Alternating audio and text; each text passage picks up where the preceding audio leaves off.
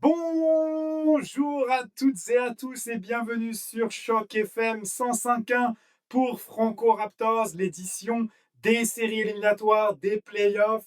Et ça ne sera pas la dernière émission des playoffs avec Mike Laviole et Patrick Bizindavi.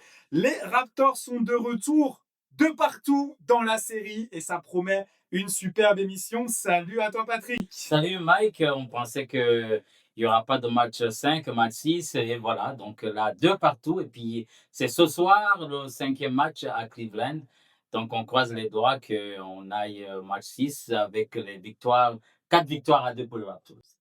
On a déjà le pronostic avant même d'avoir fait l'émission. C'est parfait.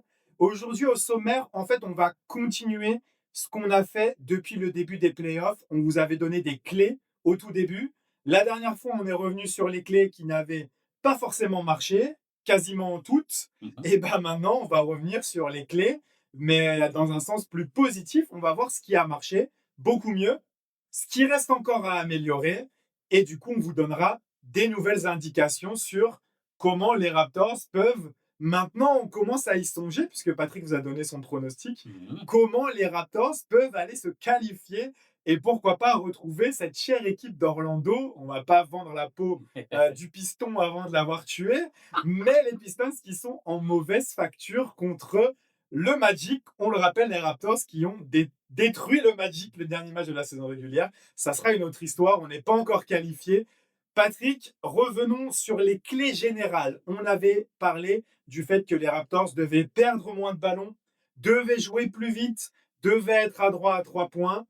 On n'a encore pas totalement rempli toutes ces conditions, mais les Raptors ont gagné les 2 derniers matchs. Qu'est-ce qui a fait la différence de manière globale? Sans trop rentrer dans des performances individuelles, pour l'instant, on va le faire après. Mais de manière globale, qu'est-ce que les Raptors ont mieux fait contre ces Cavaliers? Je pense que la première chose à indiquer, c'est les ajustements du coach Darko, surtout défensivement. Il a fait des ajustements qui ont marché, ça c'est un. Deux, la défense s'est vraiment intensifiée. On a vu surtout au match 4 où personne ne marquait carrément, que ce soit du côté des Raptors ou du côté de Cleveland. Personne ne marquait, mais la défense a fait une différence. Et donc, moins de pertes de balles. Il y a eu au début, troisième match, Ingram qui perdait un ballon ou deux, mais là, ils se sont rattrapés. Il y a moins de pertes de balles. Et puis, Ingram est en train de revenir à la forme qu'on connaît. Donc, statistiquement, il a mieux joué troisième et quatrième match. Donc, la combinaison de tout ça fait que les Raptors ont gagné. Et puis, ils prennent l'habitude aussi des matchs, l'intensité et tout. Donc, au début, il y a les nerfs, donc le stress et tout.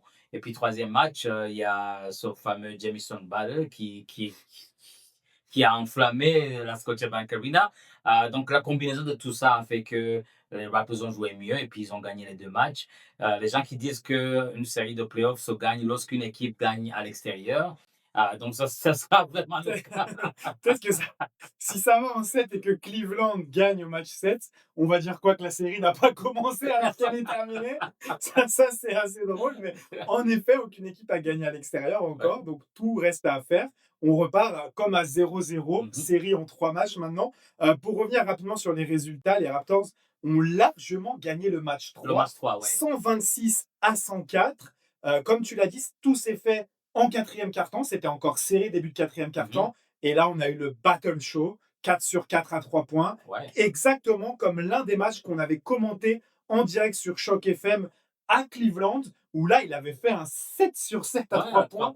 Non, 7 sur 7 au tir et un 5 sur 6 ou quelque chose comme ça. Il avait mis encore plus de tirs à 3 points dans ce match-là. Et vraiment, le match qui a été le plus intéressant et le plus intense, c'est ce match 4 qui a été le match serré qu'on attendait finalement dans cette série qui s'est jouée jusqu'à la fin avec les Raptors qui ont battu un record historique depuis que la NBA et la ABA se sont mises ensemble et qu'on a créé la ligne à 3 points. Ils ont gagné un match en shootant à 32% au tir de manière générale et à 13% à 3 points. Ils n'ont mis que 4 petits tirs à 3 points sur le match. Et je crois que Ingram en met Ingram, 3 sur les 4. au Deux bon ou moment trois. aussi, au bon moment. Et au bon moment, on va revenir sur Brandon Ingram. Tu en as déjà tiré 2 mots. 4 sur 30 à 3 points. Et des lancers francs décisifs en fin de match. Scottie Barnes qui fait Scottie 6 sur Barnes, 6.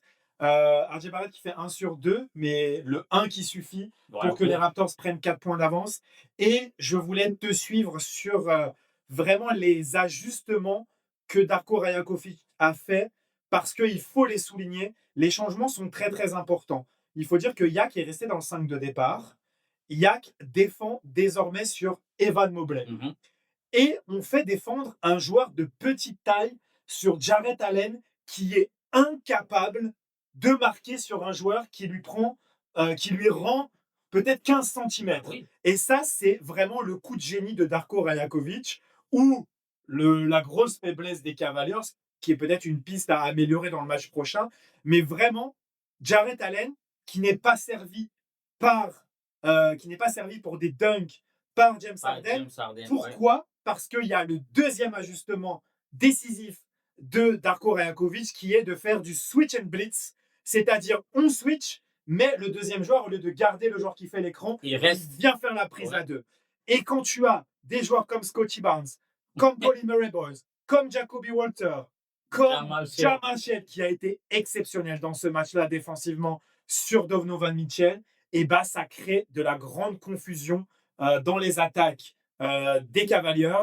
James Harden qui perd 8 et 7 ballons sur les 2 derniers matchs, et Donovan Mitchell qui est maladroit sur le deuxième. Mhm. Et surtout, les joueurs secondaires de Cleveland qui n'arrivent pas à avoir un impact dans la série. Nope. Le seul qui a eu un impact un tout petit moment, c'est Schroeder, parce qu'on a mis Jamison Battle sur son premier passage. Il a exploité ça. Là, c'était barbecue chicken, comme t'aimes bien dire. Mais ces ajustements qui sont vraiment payants. Et aussi, on va faire la transition sur parler individuellement des joueurs. On est passé de meilleur joueur de la série, James Harden, Donovan Mitchell, et même, on pouvait dire, Evan Mobley, qui étaient les 3 meilleurs joueurs de la série sur les 2 victoires de Cleveland, même si Scottie Barnes a commencé à reprendre du poil de la bête sur le deuxième match. Mais sur les 2 suivants, et maintenant si on combine les stats sur toute la série, Scottie Barnes, Patrick, est le meilleur joueur de cette série. C'est le meilleur. Et même durant les matchs qu'ils ont perdus, Scottie Barnes tournait à une bonne moyenne, donc il a été vraiment le joueur le plus consistant. Et puis sa défense, c'est énorme ce qu'il peut faire, mais je pense que si Scottie Barnes continue sur cette même lancée, et que CMB continue à être CMB, c'est pour ça que moi, je reste optimiste que les Raptors peuvent gagner la série. Bon, évidemment, il y aura des ajustements que Cleveland va faire, mais Scottie Barnes a dominé tout le monde. Il a dominé tout le monde. James Harden, moi, c'est je ne peux pas dire que c'est la grande surprise parce qu'il le fait toujours, mais la défense de Scottie Barnes et de tout le monde l'a vraiment démoralisé. Il perd un ballon, il ne retourne même pas en défense. Il regarde comment il devient spectateur avec énormément de pertes de balles, mais Scottie Barnes est partout. Et je pense que justement cette performance de Scottie Barnes est vraiment importante parce que il a la tâche d'être le meneur principal parce que Jacoby Walter commence avec le 5 de départ. Donc Scottie Barnes, c'est le meneur en début du match. Et ce qu'il fait, il prend le rebond, il court. Il ne donne pas le temps à Cleveland de faire leur défense dans leur zone. Il court et là, il y a un écran qui fait que il a raté un dunk sur Allen. Ça aurait été... Il allait lui finir sa carrière. Non, je trouve que Scottie Barnes, c'est vraiment le joueur le plus constant de cette série et le meilleur joueur dans plusieurs catégories. Et puis, c'est lui qui a vraiment donné la victoire avec les lancers francs, comme tu l'as dit, à la fin du match, qui a scellé la victoire du match 4. Et je pense que c'est vraiment serré. Et puis, les Raptors, ce soir, c'est une équipe qui n'a pas peur de jouer très bien à l'extérieur. Mais comme tu le dis, Scottie Barnes, c'est vraiment le meilleur joueur de la série jusqu'à présent. Ben, tu vois, ce que je voulais dire, c'est que on a dit qu'on avait besoin de ces playoffs pour avoir des réponses. Et s'il y a bien une réponse qu'on peut avoir après ce premier tour, c'est que Scottie Barnes, alors je dis pas que c'est un franchise player qui t'emmène au titre, mais c'est un franchise player qui est un franchise player, qui tient son équipe, des deux côtés du terrain. Et ce qu'on a vu, et ce qu'on a enfin vu, j'ai envie de dire, parce qu'on a toujours dit les comparaisons avec Giannis Antetokounmpo, elles s'arrêtent à partir du moment où Scottie Barnes n'est pas capable de pénétrer, d'aller au cercle, de créer des fautes. Et ben dans cette série-là, on Oui, voit tout ça. bah oui. On voit tout ça et on voit même des Cavaliers qui, au départ, avaient mis celui qu'ils considèrent comme leur meilleur défenseur. Et c'est bizarre parce que le deep boy de leur équipe, c'est Mobley, mais le joueur qu'ils considèrent comme le meilleur défenseur extérieur de leur équipe, c'est Dean Wade, qui a passé sa série sur Brandon Ingram. Et bien maintenant, il y a eu un changement et c'est Dean Wade qui défend sur Scottie Barnes avec aucune efficacité. Scottie Barnes le bully au cercle et on a vu le Scottie Barnes qu'on n'osait même plus espérer, qui drive vers le cercle, qui crée des contacts, qui crée des fautes, qui contre avec le tir à mi-distance et qui va sur la ligne et qui met ses lancers francs, en plus de créer du jeu pour ses coéquipiers et en plus d'être un défenseur élite qui défend sur le meilleur attaquant adverse. Et c'est là où je ne veux pas taper sur Evan Mobley et en général les depoys, souvent quand c'est des pivots qui sont élus depoy. Moi, j'ai toujours du mal avec ça parce que c'est surtout des protecteurs de cercle qui Mhm, sont élus depoy mhm, et on ne souligne pas assez le travail. Et je le disais même à l'époque de OG Anunoby et j'étais content quand Marcus Smart l'avait eu mhm. parce que je trouve que les joueurs extérieurs qui défendent à l'extérieur sur le meilleur attaquant adverse, pour moi, ils sont Ah oui, plus importants même que les protecteurs de cercle. Ça, c'est un absolument. avis personnel, mais pour moi, la défense de Scottie Barnes, mais même qui est capable de protéger le cercle, parce qu'en fait, Scottie Barnes, il fait tout. Il fait tout. Il est capable de tout faire. Ouais. Et pour moi, c'est ça le meilleur défenseur de la NBA. Wemby peut tout Ah bah, faire, bon. peut switcher, Ouais, c'est un autre monde. ouais. Mais pour moi, c'est ça un deep boy. Et qu'il n'ait pas fini deuxième dans la course derrière Wembanyama, pour moi, c'est un peu un scandale parce que les autres joueurs ont des très gros défenseurs autour d'eux. Et on voit que, à l'image de Wemby, qui est un système défensif à lui tout seul, on voit que Scottie Barnes, il est le système défensif des Ah oui, Raptors. absolument. Et Darko Rajakovic l'a répété encore, et je crois que c'est Jamal Shead qui l'a dit en conférence de presse, qu'il ne faut pas minimiser ce que Scottie Barnes est pour cette défense des Raptors. Il est la défense des Raptors. La défense des Raptors, elle est imaginée par rapport au profil de Scottie Barnes. Et ça, il ne faut pas l'oublier. Et dernière chose, Darko Rajakovic a dit on n'est qu'à 60% de ce qu'on peut voir de Scottie Du Barnes à potentiel, l'avenir. ouais. Donc ça donne vraiment beaucoup d'optimisme pour la suite. Et je pense que là, il est en train de démontrer qu'il est un franchise player.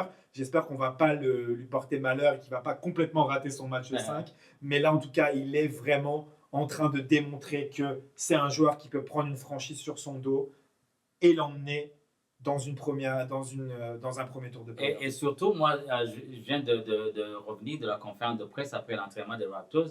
Et Scottie Barnes qui dit que durant les playoffs, c'est là où il est le plus relax. Oui, ça m'a étonné cette info. Ça m'a étonné. Il m'a dit oui, oui, oui. Parce que pendant la saison, on a trop à faire. J'ai mes vidéo games, etc. Mais là, je suis très focalisé. J'ai le temps de me reposer. Je suis même plus relax. Alors, s'il nous fait une performance pareille, étant relax, là, c'est vraiment intéressant. Et puis, la deuxième chose, c'est Jamal Shead qui dit qu'après les deux premiers matchs, Darko leur a donné une remarque disant après un match de playoff, tout le monde doit être fatigué à la fin du match. Mais je vous vois, vous êtes relax, c'est que vous n'avez pas donné le maximum d'efforts. C'est ça que Darko leur a dit. À chaque fin d'un match playoff, tout le monde doit être abattu, fatigué, tu as envie d'aller dormir, mais là vous êtes relax, donc ça montre que vous n'avez pas fait assez d'efforts, et c'est pour ça qu'ils ont au troisième et quatrième match, on a vu l'effort parce que. Et puis, Jamal Chet qui dit oui, on était vraiment fatigué. À la fin du troisième et quatrième match, il était. Et puis, c'est l'un des meilleurs matchs de Jamal Chet parce que le premier, deuxième match, Jamal Chet avec les pertes de balles et des trucs. Mais troisième, on voit vraiment que Jamal Chet est venu à un autre niveau. Mais aussi le changement d'avoir Jamal Chet sorti du banc. Donc, ça fait une différence. Mais on va en parler, mais CMB, je te dis. Parlons de CMB parce que je voulais enchaîner avec Jakob Poeltl, mais en fait maintenant, Jakob Poeltl est quasiment devenu CMB puisque même s'il n'est pas le centre titulaire, c'est lui qui prend le plus de minutes. On peut parler des deux. Jakob Poeltl qui a eu des bons passages malgré oui. tout, il faut le souligner, notamment en début de troisième quart-temps. Je crois qu'il fait 2 and 1, 2 paniers avec la faute sur, Ouais. sur Allen et il met 10 points dans ce match-là. Le 4, bon, ça a été un petit peu plus compliqué. Il y a Mobley qui arrive un petit peu à marquer sur lui, mais bon, il termine à 8 points Mhm. dans le match 4, donc c'est pas non plus horrible. Avec quelques contres aussi. Quelques contre, Mhm. ça va mieux. Déjà, Jakob Poeltl existe dans la série, mais il faut vraiment parler de Colin Murray-Boyles qui, euh, je disais en rigolant sur les réseaux sociaux, on comparait Scottie Barnes et Evan Mobley, mais dans la production statistique, on devrait comparer Evan Mobley et Colin Murray-Boyles. C'est Colin Murray-Boyles qui est en train de prendre le meilleur d'Evan Mobley statistiquement. C'est à peu près le même nombre de points, le même nombre de rebonds, de contres, de stocks et tout ça pour un rookie contre un joueur confirmé, défenseur de l'année l'année dernière. Avec un salaire max. C'est exceptionnel. Rappelons, oui, que cette équipe des Cavs, c'est la plus grosse masse salariale des playoffs, je crois. Ouais. C'est la deuxième masse salariale de la NBA. La première. La première. Il n'y a première. pas Oklahoma City devant? Non, ils sont devant Oklahoma City. Ils sont devant Oklahoma City. Donc, rappelons ça. Et que, oui, voilà, les Raptors, avec un rookie qui tient tête à toute la raquette des Cavs. C'est vraiment l'une des clés de la série pour l'instant. Les Raptors qui ont repris la domination à l'intérieur, notamment au rebond et dans les points dans la raquette aussi, avec CMB qui est exceptionnel. Je te laisse en parler. Non, CMB, bon, aujourd'hui, en attendant que les joueurs viennent à la conférence de presse, je regardais, il y a quelqu'un qui a posté les highlights de CMB quand il était encore Oui. à l'université. Il avait beaucoup plus de responsabilités offensives qu'en NBA, mais la défense a été toujours là. Et donc, moi, ce que je vois, il peut défendre un contre un. On a vu la dernière action sur Donovan Mitchell à la fin du match. Tu ne peux pas passer devant lui quand il fait la défense C'est exceptionnel. C'est exceptionnel. Il peut contrer. Le nombre de rebonds qu'il fait, le nombre de rebonds offensifs sur l'action où je pense que c'est Adje qui avait raté. Il saute devant tout le monde, il prend le rebond, il lance Brandon Ingram qui met le tir à 3 points. Il est à la bonne place au bon moment. Il ne, il ne commet plus beaucoup de fautes, donc il est sur le terrain tout le temps. Et puis, il a un physique imposant. Il n'y a personne qui peut. Quelqu'un qui peut même défendre contre Shaquille O'Neal si Shaquille O'Neal était là. Mais l'impact de CMB, ça va même au-delà des statistiques. Juste son IQ d'être à la bonne place au bon moment et qu'il n'y a même pas de play qui est désigné pour lui. RJ pénètre ou quelqu'un d'autre pénètre, il est le dunking post, il reçoit la balle, il va marquer. Et surtout, l'avantage qu'il a, c'est qu'il joue avec la main gauche. Donc, personne ne. C'est rare qu'il soit bloqué, mais c'est énorme l'impact de CMB. Je regardais le match avec un des coachs qui était avec moi, notre ami Justin Serez, et chaque fois, on me disait, mais CMB, c'est fou. Même lui, il est étonné. Même lui, il disait, c'est pas possible. Ce qui peut. Donc, l'effort physique, sa défense et puis son positionnement en attaque font que Yak, il peut jouer 10-15 minutes, on est bien là, parce qu'on a quelqu'un qui peut le remplacer. Et puis, c'est un bon match-up contre les grands de Cleveland qui sont carrément inexistants. Et puis, je pense que le secret vraiment contre Cleveland, c'est de jouer physique. Parce que mentalement, ils abandonnent carrément, comme je le dis, James Harden. Je sais pas, il y a des journalistes qui blaguaient, ils disaient, hey, le dernier match c'est jeudi, le prochain c'est dimanche, il reste tout le temps au Toronto, il va s'occuper.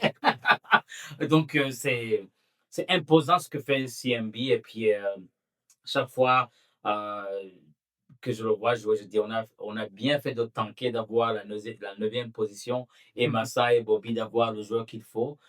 Il n'a que 20 ans. Il n'a que 20 ans, on parle d'expérience, c'est sa première saison. Donc, c'est vraiment le sommet ce qu'il peut faire avec cette équipe de Raptors. Ouais, et pour revenir à la vidéo dont tu parles sur ces faits saillants d'université, il dunkait sur tout le monde. Il dunkait sur tout le monde. Alors, bien sûr, l'interrogation qu'on avait, c'est est-ce qu'il va pouvoir reproduire ça en NBA face à des joueurs plus grands? Et la réponse, c'est oui. Oui. C'est oui, avec un pouce en moins. Ouais. Mais là, on dirait qu'il a vraiment apprivoisé sa douleur parce qu'il n'a plus aucune appréhension. Non. Depuis qu'il est revenu de blessure, et pourtant, on nous a dit qu'il a 2 blessures au pouce, c'est pas guéri du tout. On avait montré la vidéo du strap, ils entourent de 12 tours son pouce. Mais là, on dirait que ça ne le dérange plus. Pas du tout. Il termine au cercle, il dunk, il prend des rebonds offensifs. Et c'est surtout là où la surprise elle est plus grande parce que en défense, à la limite, on s'y attendait. Peut-être Mhm. pas à ce point, Mhm. mais on s'y attendait parce qu'on se disait, avec le côté physique des playoffs, ça va aller en sa faveur parce qu'il aura moins de fautes sifflées, on va plus le laisser jouer. Peut-être même que en saison régulière, ils auraient sifflé la faute sur Donovan Mitchell Ouais, qui crée le contact. Même s'il est très intelligent, il lève juste le bras, il ne saute il pas. ne saute pas. Ouais. Mais on ne sait jamais. Si c'est chez Gilgeous Alexander, ça serait faute, par exemple. Mais voilà, il n'a pas été sifflé. Il joue très physique, il tape dans le ballon. Les intérieurs adverses, ils arrivent à rien faire. Et puis surtout, voilà, on est étonné. En attaque, c'est le joueur le plus adroit des Raptors. Ben Il a oui. 80% de réussite au tir et il tourne à plus de 15 points par match. C'est assez Et extraordinaire. puis, c'est pas des tirs, c'est vraiment des dunks. Des dunks, des Ouais. drives, des finitions. Définition, oui. Même, il reçoit le balle sous le cercle, il rend des centimètres quand même à Jarrett Allen, qui, je tiens à le préciser, je l'ai dit sur Twitter, n'est pas un seven-footer, c'est très trompeur Avec ses avec cheveux. ses Hein. cheveux. Mais j'ai posté une photo, il est à côté de Mobley. On voit bien que ses épaules, elles sont bien plus basses que celles de Mobley. Il doit faire 2,06 m, il est à 6,9 par là. Donc ça aussi, et j'ai regardé le poids de Allen, en fait, il fait le même poids que CMB. C'est ça qui est fou. Et c'est pour ça que CMB, physiquement, il arrive à bouger Jarrett Allen, en fait. Mhm. Parce qu'il a un centre de gravité plus bas. Quand il lui rentre dedans avec les épaules, c'est pas du épaule contre épaule, c'est dans les hanches. Et on sait que c'est très compliqué pour les grands, quand tu fais bousculer dans les hanches, de te resituer. Et c'est comme ça qu'il arrive à bien les box-out et à leur prendre des rebonds. Donc, honnêtement, c'est une série sensationnelle de CMB. Et comme je disais tout à l'heure aussi, dans ce qu'on voulait apprendre pour l'avenir, eh bien, on apprend que Scottie Barnes CMB, ça peut créer la terreur dans cette ligue pendant Bah, les longtemps. années à venir. Pendant Donc, longtemps, ouais. et aussi, ce que je n'ai pas souligné, c'est nos amis de Ball Don't Lie, Samson Falk et Louis Zatzman qui l'ont souligné.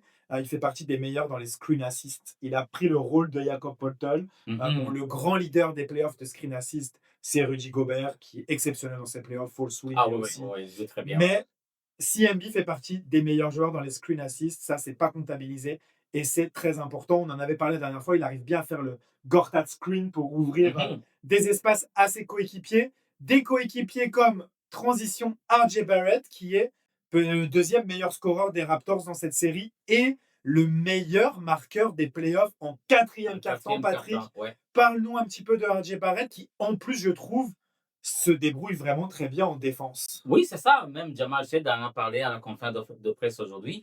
Je pense que s'il y a des joueurs qui ont été constants dans cette série, même pendant les défaites, RJ Barrett était là. Et puis, je pense que RJ, il connaît ses forces, il connaît ses faiblesses. Et l'une des forces, c'est l'attaque de la raquette. Et chaque fois qu'il attaque, soit il va faire commettre des fautes, soit il va faire le flotteur qui le marque. Et donc, la défense intérieure de Cleveland ne parvient pas à défendre contre AG. Et des fois, quand il est à droite, le catch and shoot, ça marche. Donc, c'est vraiment. Et puis là comme tu viens de le dire, la statistique, c'est que c'est le premier joueur dans toutes les playoffs, dans toute la ligue, dans le quatrième quart-temps. Et c'est là où, justement, le money time, c'est là où il faut qu'il marque. Donc, il joue son rôle. Et puis, sa défense aussi, c'est la balle qu'il a piquée à la passe de James Harden qui donne la passe n'importe comment. Il apprend, il fonce à contre-attaque. Donc, l'effort est là. Et puis, en regardant RJ les 4 premiers matchs de cette série, je me dis, il ne faut pas qu'on échange RJ. Il faut qu'il reste avec le Raptors. Je sais que financièrement, ça va être très compliqué de l'avoir parce qu'il va être bien payé. Mais il a vraiment livré pendant les. Les joueurs de Raptors, en général, ils ont été bons. Là, je me dis, si au cinquième match, ils restent au même niveau, RJ, CMB, Scottie Barnes, et que les autres élèvent un peu leur match, comme Jacoby, Jacoby. Jacoby, ils peuvent gagner. S'ils font 2% de plus dans l'adresse par rapport au match 4, ils peuvent bien gagner le match 500 pour moi. Si Jacoby met les tirs ouverts, si Brandon Ingram retrouve son adresse à mi-distance, avec ce que fait RJ, Scotty Barnes et CMB, je pense qu'ils peuvent gagner la série, mais évidemment, les playoffs nous montrent qu'il n'y a pas de corrélation entre un match et un autre. C'est ça. C'est un autre match, c'est du 0-0. Les ajustements que va faire Kenny, ça va être autre chose. Mais c'est extraordinaire ce que fait RJ dans cette série. Même pendant les matchs qu'ils ont perdus, il a marqué des points, il a essayé de jouer bien la défense. Je suis agréablement surpris de la performance de RJ Barrett dans cette série. Mais encore une fois, hein, ça va être mon fil rouge aujourd'hui pour les réponses pour l'année prochaine. RJ Barrett qui est en train de marquer des points et en train de montrer que c'est un joueur très important en série, en fait. Ouais. Mais ça, on l'avait dit avant la série. On avait parlé de RJ Barrett, que sa production offensive, par son style de jeu, allait forcément se montrer importante en playoff. Parce que, en fait, c'est un joueur qui attaque le cercle, qui finit au cercle, qui peut jouer sans ballon, qui n'a pas besoin qu'on lui appelle de système pour lui. Et ça, c'est des joueurs hyper utiles. Après, ça sera aux Raptors de décider un joueur comme ça, combien ils doivent le payer. Ça sera pour cet été, on en discutera après. Mais là, pour moi, RJ est en train de montrer qu'il est un des joueurs à conserver dans cette équipe parce que c'est un joueur qui est efficace en playoff. Alors, on va pouvoir parler du dernier match, forcément. Certains vont nous dire non, il n'a pas été efficace. Mais j'ai bien aimé ce que disait Samson Fall dans leur dernier podcast. En fait, quand c'est les playoffs, on peut, on peut laisser de côté tout ce qui est pourcentage de réussite, etc. Ce qui compte, c'est la production dans le match. Si tu as gagné, qui est-ce qui t'a apporté quelque chose? Et c'est indéniable que RJ Barrett est l'un des joueurs qui apporte le plus à cette équipe. Ne serait-ce que par la statistique que tu as donnée, les points marqués dans le quatrième quart-temps. Et moi, ce que j'aime aussi, c'est que RJ se bat et il est très, très présent au rebond offensif. Ouais.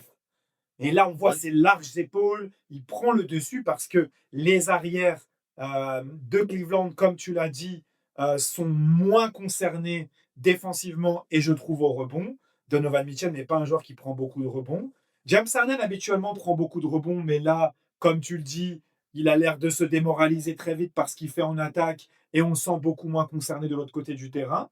Même s'il a eu des bons passages défensifs, James Harden, quand il ne doit pas jouer sur un joueur qui est rapide en pénétration, c'est quand même un joueur solide qui est capable de rester en face de son adversaire. Il est très fort. Mais comme tu dis, quand il perd la balle ou qu'il rate un tir, là, il va un peu laisser tomber. Et c'est là que les Raptors ont été forts avec Scotty Barnes qui a relancé le jeu en permanence. Et ça, c'est vraiment l'une des clés très importantes de cette série. Avant la pause, très rapidement, parce qu'on avait déjà beaucoup parlé de lui, et je pense qu'il n'y a pas beaucoup à dire non plus. Brandon Ingram, il y a du mieux, il y a de l'adresse à 3 points, c'est déjà ça. D'ailleurs, je n'ai pas été très d'accord avec nos amis de Bold Online et surtout Samson. Je trouve qu'il est sévère avec Ingram, qui dit qu'il n'aime pas le process, la manière dont il prend les choses, à prendre encore beaucoup de tirs et surtout des tirs depuis l'aile, the elbow, extended elbow, comme il dit. C'est vrai qu'il y a des passages où il dribble beaucoup et ça marche pas, il ressort, il redemande la balle pour forcer et tout ça. Malgré tout, moi, je trouve que on a 2 bons matchs de Brandon Ingram dans la façon de jouer, même si moi je suis pas d'accord avec lui en vrai, parce qu'il y a des lay-ups ratés, il y a des mi-distances ratées, mais que d'habitude il met, et il y a l'adresse à 3 points. Pour moi, ça commence à venir quand même pour Ingram, et il suffit d'un match où ça va tomber dedans, et surtout qu'ils ont switché avec Dean Wade qui défend plus sur Scotty Barnes. Va falloir voir quels vont être les nouveaux ajustements lors du prochain match. Mais pour moi, on se rapproche d'un bon match de Brandon Ingram. Je ne sais pas ce que tu en penses. Il y a un peu moins de perte de balles aussi. Et je le trouve quand même bien en défense. Bah oui. Il a fait des contres dans le match 3, dans les instants décisifs. Il se laisse pas. Il prend des rebonds aussi. Bon, bien sûr, des fois, il va se faire passer, mais c'est pas le meilleur défenseur de l'équipe non plus. Comme RJ, hein, tu me diras. Ouais. Mais je trouve que c'est pas un poids en défense non plus. Et moi, je suis plutôt encouragé pour la suite de la série avec Brandon Ingram. Oui, je pense que Brandon Ingram, pour moi, il joue son rôle.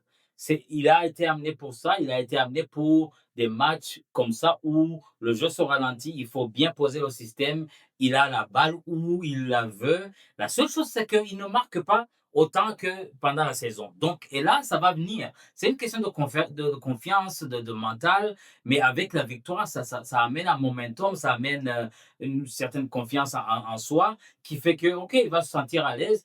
Et surtout, il a la confiance de son coach, il a la confiance de ses coéquipiers. Et donc, quand il va commencer à mettre les tirs, on va oublier la mauvaise performance des deux, trois premiers matchs.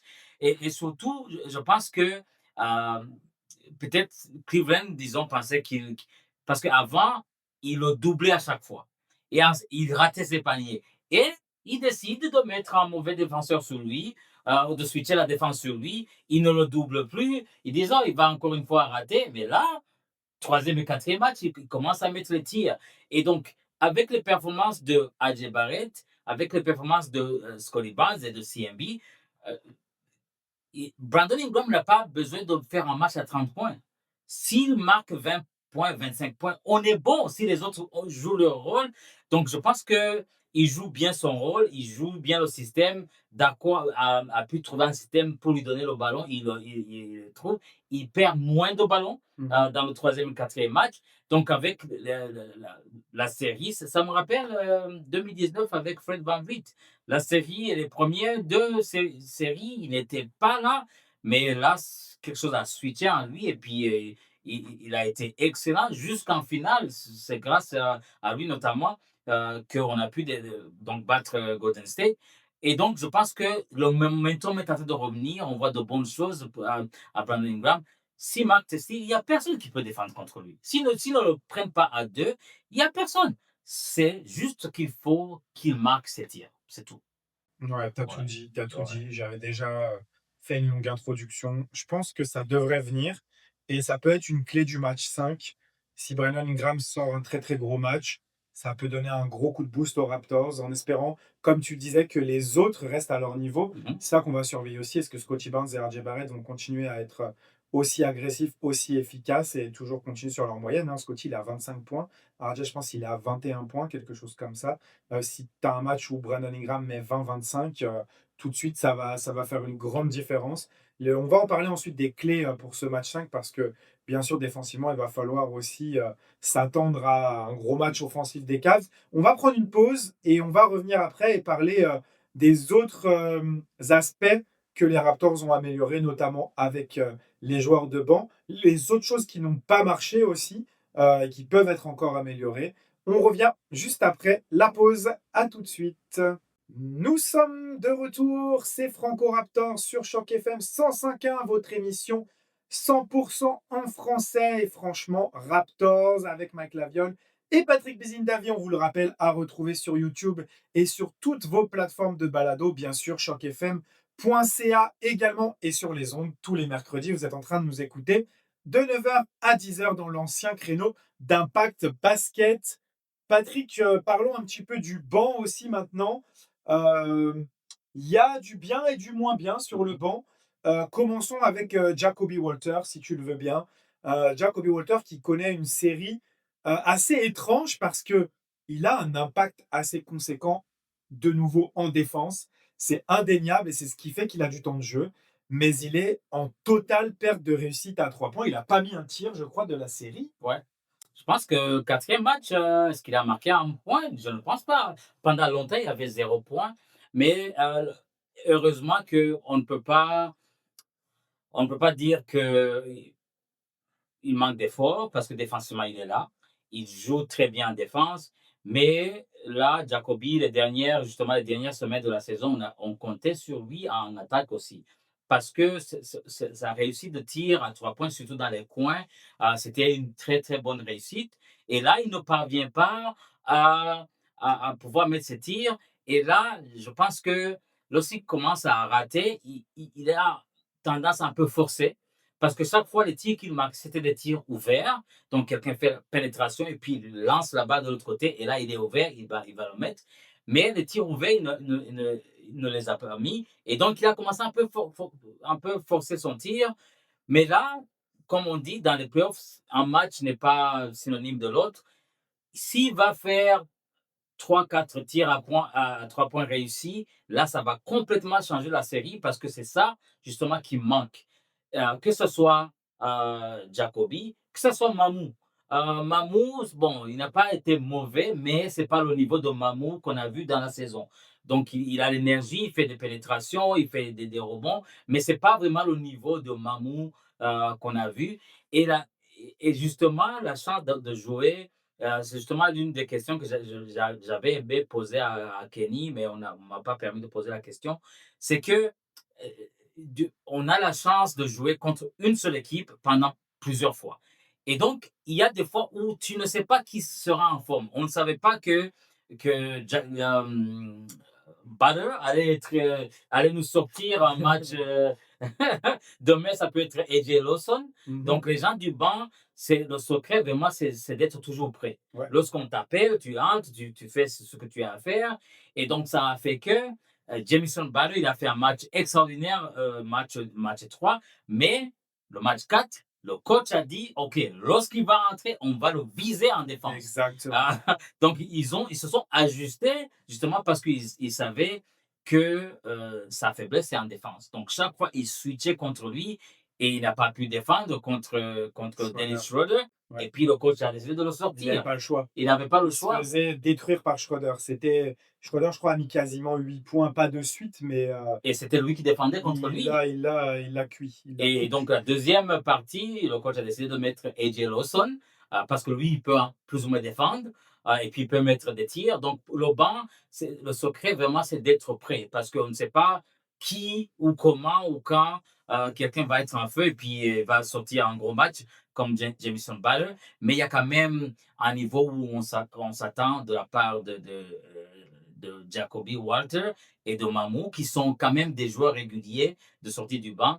Jamal Shade aussi, premier, deuxième match, c'était. Mais là, troisième et quatrième, on voit vraiment que à la sortie du banc, il est excellent. Donc, on va voir ce que ça va donner ce soir au match 5. J'ai envie de parler de Jamal Shed. Ouais. Parce que Jamal Shed, c'est extraordinaire ce qu'on voit. Au-delà de cette 8 secondes provoquées là, avec ce saut dans les mains de Donovan Shed. D'ailleurs, est-ce qu'il n'y avait pas faute? Si, donc ils ont aujourd'hui à la conférence de presse, un des journalistes lui a dit: Est-ce que tu as vu le rapport de la NBA? Ah oui, ils ont dit qu'il y avait faute. Il y avait faute, oui, il a dit. Mais le rapport donne 4 erreurs en défaveur de Toronto Oui, c'est et ça. 3 erreurs en défaveur de Cleveland. Mais il y a une des erreurs en défaveur de Cleveland qui est Scotty qui a accroché Merrill, mais il a quand même mis son tir à 2 points Ouais. sur cette action. Donc en vrai, il y a 4 défaveurs Toronto et 2 défaveurs de Cleveland, c'est vrai. Mais le travail de Jamal Shead défensif, c'est extraordinaire. Et de voir que le chrono est presque à 8 secondes Ah. et d'avoir justement l'idée d'aller plonger pour qu'il siffle les 8 secondes. Il savait parce que lorsqu'il était parti, il montrait le chrono. Il l'a montré tout de suite. Il a montré. Et puis, c'est extraordinaire. Et puis, il a dit aujourd'hui dans la conférence de presse que c'était ça, leur jeu quand il était à Texas. Qu'il fallait plonger et que si tu ne plonges pas, le coach allait te sortir.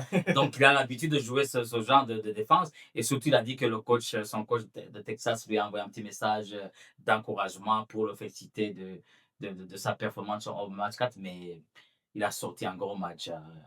La défense sur Donovan Mitchell, sur les prises à deux sur Harden, c'était. Et puis les rotations défensives des Raptors, c'est beau à voir. Quand tu switch and blitz, tu as forcément plus de joueurs disponibles de l'autre côté, parce que c'est du 3 contre 4. Mais les Raptors qui font des rotations, comme tu dis, exceptionnelles. La stat qui est sortie, c'est que Scottie Barnes fait partie des joueurs qui parcourent le plus de terrain de tous les playoffs et même de la saison régulière.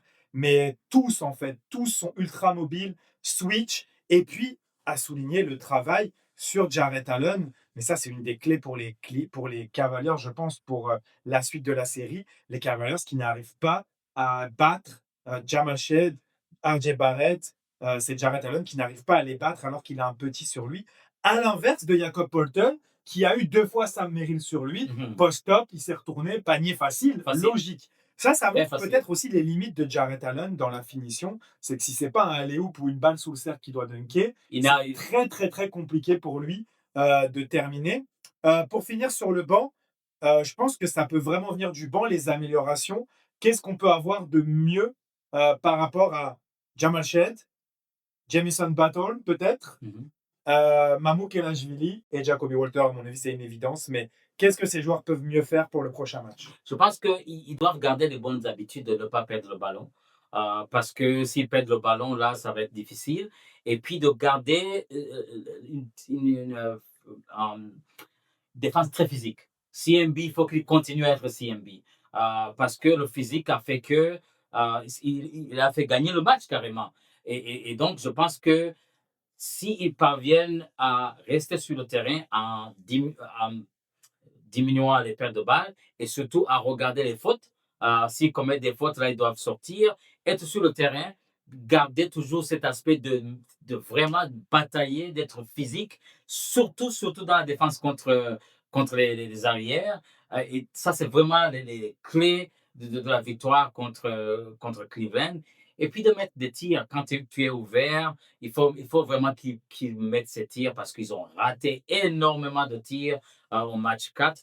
Donc, s'ils peuvent faire ces petits ajustements, bon, il est facile de le dire que de le faire, mais je pense que ce sera vraiment les clés du match 5 ce soir. Ben moi, je pense que c'est ça, c'est dans l'adresse à 3 points. Je pense que l'adresse à 3 points, elle peut venir du banc. Jamachel avait bien commencé la série. Il avait mis 6 sur 7, je crois, ou 5 sur 6. On sait que l'adresse, ça se rééquilibre. Donc les Raptors avaient bien commencé. Là, ça a été terrible. Je pense qu'on peut avoir un match plutôt normal sur le match 5. Mais pour moi, c'est Jacoby Walter qui peut, s'il rééquilibre ses pourcentages au tir, puisqu'il est à 0 sur 11, je crois, Mhm. ça veut dire qu'au prochain match, il peut faire un 80%. Et là, ça peut tout changer. Mamou Kelashvili, les Raptors n'ont pas été vraiment en mesure de le trouver. Non. Et ça, c'est assez étonnant parce qu'il se retrouve face aux bigs adverses et il devrait réussir à le trouver des tirs à 3 points. Pour l'instant, ça n'a pas été le cas. Ça peut être un vrai facteur X pour le prochain match. Est-ce qu'ils arrivent à trouver des tirs à 3 points pour Mamou Kelashvili, qui est quand même en perte de temps de jeu, hein, mais en vrai, Ouais, sur ces minutes, je trouve ouais, qu'il est très intéressant quand même. ouais. Et, euh, et voilà, comme tu dis, continuer à être constant en défense. Mais ça, je pense que pour ça, on peut faire confiance à Jamal Shed, à Jacoby Walter. Il faut que Mamou continue à être bien présent au rebond. C'est vraiment l'une des clés de cette série, le rebond. Mhm. À partir du moment où les Raptors ont rectifié le tir là-dessus, ils ont été largement dominés dans les premiers matchs. Ils ont rectifié le tir là-dessus. Ils sont maintenant l'équipe qui agresse, qui joue le plus physique. Et il faut que ça reste comme ça parce qu'on voit qu'il y a quand même des faiblesses mentales sur les intérieurs de Cleveland, hein. Ils ont eu cette réputation d'être soft, comme on dit en anglais. Mhm. Ça se retrouve un petit peu là sur les 2 derniers matchs. Donc, pourvu que ça dure. Mais justement, ma question pour terminer, c'est à quoi s'attendre du côté de Cleveland qui reste sur un match offensif exécrable.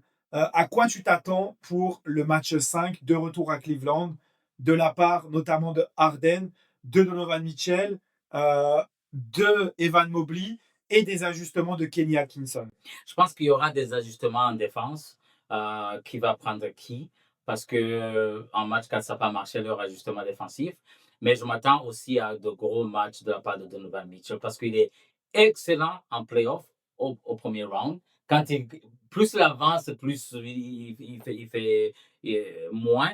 Mais je ne m'attends pas à ce que Donovan Mitchell et James Harden fassent des matchs médiocres. Ils vont attaquer, ils vont tirer, et puis lorsque eux, ça marche, Allen, ça marche aussi parce que quand ils pénètrent, ils vont lancer en haut. Donc, tout dépend vraiment de la performance de Mitchell et de Harden. Ils sont bousillés par la presse américaine. Et c'est ça qui m'attriste un peu. Ils disent que c'est Cleveland qui a mal joué, mais ils ne disent pas que Je suis d'accord. que c'est les Raptors qui ont bien joué. Parce que s'ils ne parviennent pas à bien performer, c'est pas que c'est un problème mental. C'est la défense des Raptors Mhm. qui fait. Mais personne ne leur donne crédit. Ils disent, oh, James Harden, ils ont mal joué.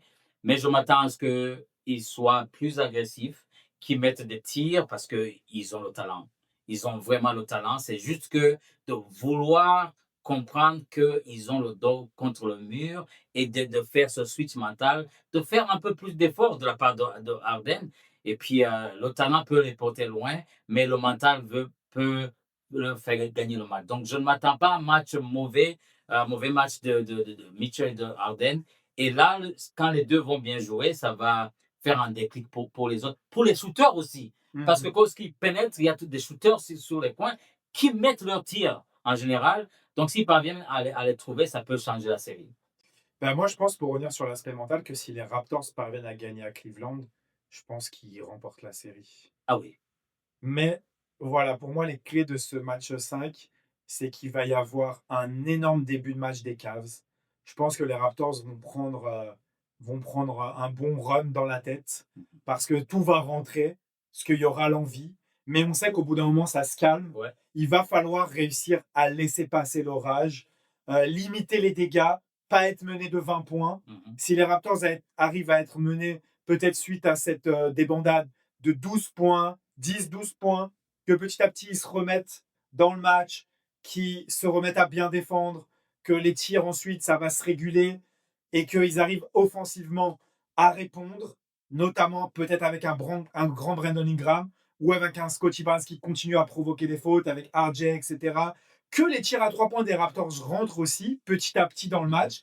Je pense que ça va être la même formule qu'on a donnée jusqu'à présent, qui ne s'est pas forcément vérifiée au final, parce que les Raptors, quoique, dans le 4, elle s'est vérifiée, puisqu'ils ont réussi à grind, à rester dans le match jusqu'au quatrième quart-temps. Et là, il y a eu cette explosion en Mhm. quatrième quart. Et le match précédent, ils sont restés dedans jusqu'à la fin. Et bon, dans un match de tranchée, comme on dit, pur style de la conférence Est, Mhm. serré, sans adresse. Bon, là, on était au summum du manque d'adresse. Bah oui. C'est peut-être pour ça que les gens ne donnent pas de crédit aux Raptors, c'est parce que les Raptors n'ont pas été bons non plus en attaque pour gagner ce match, mais je trouve qu'ils ont été meilleurs en défense, encore que les Cavs, donc il faut leur donner du crédit. Mais voilà, réussir encore à essayer de créer un match comme ça, au couteau, où chaque possession va se valoir, après peut-être ce début de match de folie des Cavs, réussir à remettre ce match dans, c'était un mot que j'ai envie de dire, dans le dégueulasse en fait. Mhm. Je pense que les Cavs gagneront si c'est un beau match, Mhm. si c'est offensif, qu'ils arrivent à mettre les tirs et tout. Les Raptors, ça va être dur de suivre la cadence. Mais si les Raptors arrivent encore à rendre le match horrible, ils ont une chance de Ils ont une gagner chance. et de mettre un gros coup au moral de Cleveland, parce qu'il y aura 3 victoires de suite des Raptors. Et ça rappelle un petit peu la série contre les Les Bucks Bucks, ouais. en 2019, Ouais. où les Raptors avaient perdu les 2 premiers. Ils avaient gagné le troisième en prolongation, très très Et serré. ils ont fait le fameux Et après, mur contre ils ont fait Yanis. le mur contre Yanis. Là, c'est pas le mur, c'est le blitz sur Harden. Et après, ils avaient remporté la série 4-2. On n'en est pas là. Mais on commence à avoir plus d'espoir qu'au début, Bah oui, puisque bah oui. on avait dit 4-1 ou 4-2. Là, on est à 2-2. Et c'est une série en 3 maintenant, avec des Raptors qui ont encore des chances de prendre un Mhm. match. S'ils en prennent 2, ils seront qualifiés. Mais voilà, quel est un petit peu ton dernier mot là-dessus? Comment tu vois les choses, toi? Moi, c'est vraiment, ce match était incontournable ce soir. S'ils parviennent à le gagner, là, ils ont deux chances encore parce que le match 5 contre donc ce vendredi et, et que si ça arrive au match 7, c'est peut-être on a cette chance. Et si on parvient à aller au tour prochain, là, Emmanuel Quickly sera là. Donc, ça va changer beaucoup de choses quand il sera là. Donc, c'est vraiment prendre ce match comme si c'était un match 7. Ouais. Carrément, de dire il faut absolument qu'on le gagne et puis se donner la chance de gagner à la maison. Mais ce que je dois aussi dire, c'est que les Raptors n'ont pas vraiment peur Non, de cette équipe-là. ils ont rien à perdre. Personne ne les voyait Ouais, passer de c'est toute ça. façon. Hein? Ah, je voulais souligner un truc aussi. C'est Brandon Ingram qui a un peu vendu la mèche. Et c'est là que tu vois quand même que les joueurs ont beau le dire, mais ils regardent les réseaux sociaux, ils Mhm. regardent les journaux, ils regardent les rumeurs. Parce qu'il a parlé du fait que RJ Barrett n'était pas désiré à Toronto, qu'il avait Les entendu tout rumeurs de ça, trade, les ouais. rumeurs de trade, etc., à la trade deadline, Mhm. et qu'il l'a pris personnellement et qu'il voulait démontrer. Et ça, c'est drôle parce que RJ lui-même ne l'a jamais Il dit. n'en a jamais Et dit. c'est Brandon Ingram qui a un peu balancé le truc. Et c'était assez drôle. Mais on voit, et je pense que les joueurs, ça, c'est le genre de choses qui les motive. Et c'est Mhm. assez drôle parce que dans la NBA, c'est pas la même chose que dans le soccer, par exemple, le foot en Europe. Parce que je sais que dans le foot en Europe, les entraîneurs utilisent ça, les articles en disant regardez, on vous Ouais. donne pas favori, Mhm. on dit que vous avez aucune chance. Et en NBA, ils vont pas trop le dire. Les entraîneurs vont le dire en Europe, dire oui, on ne nous voit pas favori, on va prendre ça à cœur et tout. Les joueurs NBA disent plutôt, et là que Ingram ait dit ça sur RJ Barrett, ça démontre que même Brandon Ingram, il est au courant de ce qui se Bah dit oui, sur lui. bah oui, bah oui. Et je pense qu'il va avoir à cœur de faire un bon match. Je pense que déjà, il avait à cœur de faire un bon match sur les 2 autres Ouais. et je pense qu'il a eu raison de ne pas changer le process, même si certains journalistes disent qu'il aurait dû, être que le spot-up shooter à 3 points. Mais comme tu dis, on ne le paye pas pour ça. Non, Il doit être le joueur qu'il est et ça va finir par rentrer. et c'est Mamou qui a dit au début de la série, il a dit, c'est le moment de voir les Twitter GM. Tout le monde se transforme en GM, en General Manager avec les avis des uns des autres. Mais il y a beaucoup de choses qu'on ne sait pas, qui sont à l'interne, qui se discutent entre le coach et les joueurs, qui font que nous, on ne fait que regarder, puis tout le monde devient expert, Twitter GM, comme il a dit Mamou. Mais même aujourd'hui, Darko, à la conférence de presse, il dit on a peur de personne. On sait qu'on peut gagner contre n'importe qui. Et donc, c'est avec cette attitude, je pense qu'il faut y aller et puis penser que c'est un match 7. Et puis le jouer comme ils ont joué au match 4 avec physicalité et puis aller jusqu'au bout. Je pense qu'ils ont une chance. Ils ont une chance. Et le match 7, si nécessaire, ce sera quand? Ce sera la semaine prochaine parce que, Est-ce que bon, c'est le mercredi? Juste pour savoir par rapport à ouais, Franco Raptors. ouais, je pense que ce sera le mercredi parce que s'il joue vendredi, là, ça va être peut-être le mardi ou le mercredi Très bien, de la très bien. semaine. Ouais. Alors, on va se laisser là-dessus, Patrick. Et j'étais en train de réfléchir si on avait encore un Franco Raptors dans ce premier tour. C'est possible. Ouais. S'il y a une équipe qui fait 4-2, le prochain Franco Raptors, ça sera pour revenir sur cette série Ouais. et peut-être se pencher sur la suivante ou, On croise les doigts. ou pas, Ouais. ou se tourner vers le bilan de la saison. Mais sinon, il y aura peut-être un match 7 à preview, à faire la preview, à faire la présentation. Affaire à suivre, en tout cas, le match, c'est ce mercredi. Le suivant, c'est vendredi. Ouais. Moi, je pense pas que ça sera mercredi. Je pense que le prochain Franco Raptors, la série sera finie, hein. Si on gagne 2 matchs de suite, oui, ça serait Même ouais, s'il y a un match 7, je pense que ça sera avant mardi prochain, hein. peut-être mardi, ouais, ouais. En tout cas, on aurait dû faire notre travail et regarder avant, mais c'est pas grave, on va se quitter là-dessus. Merci à toutes et à tous de nous avoir suivis comme d'habitude. Vous retrouvez tout ça sur chocfm.ca, sur toutes les plateformes de balado et en vidéo sur YouTube si vous avez envie de voir nos têtes. Et comme on dit toujours quand on se quitte, Let's go Raptors! let's go Raptors! Ils en ont pris 2, on a rempli le contrat. À bientôt!